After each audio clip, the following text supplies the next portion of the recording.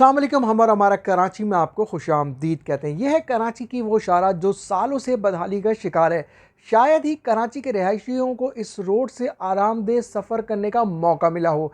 हाँ, मैं बात कर रहा हूँ जहांगीर रोड की। यहाँ दुकानदार जिनकी इस रोड पर दुकानें हैं वो भी इंतहाई परेशान और मुसलसल बद्दुआ देते हैं।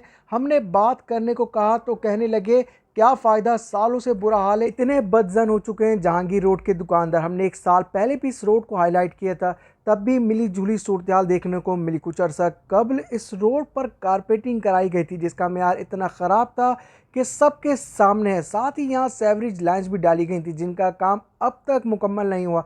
तमाम ही मलबा रोड के साथ मौजूद है। ये शाहरा जिस पर हज़ारों गाड़ियाँ रोज़ाना गुजरती हैं नहायत ही वर्स्ट कंडीशन में दोनों अतराफ़ हैं और दुकानों के साथ, फुटपाथ के साथ और रोड पर सेवरेज के पाइप्स मौजूद हैं जो कि आने जाने वालों की तकलीफात में इजाफा कर रहा है। और सिंध गवर्नमेंट के आला हुक्काम ने कराची के रिहायशियों को कीड़े मकोड़ों की मानिंद समझ लिया जिसके बायस इन्होंने कराची को लावारिस छोड़ दिया है। खुले मेन होल्स में चाहे किसी बूढ़े या बच्चे की जान चली जाए, हुकूमत को किसी की परवाह नहीं।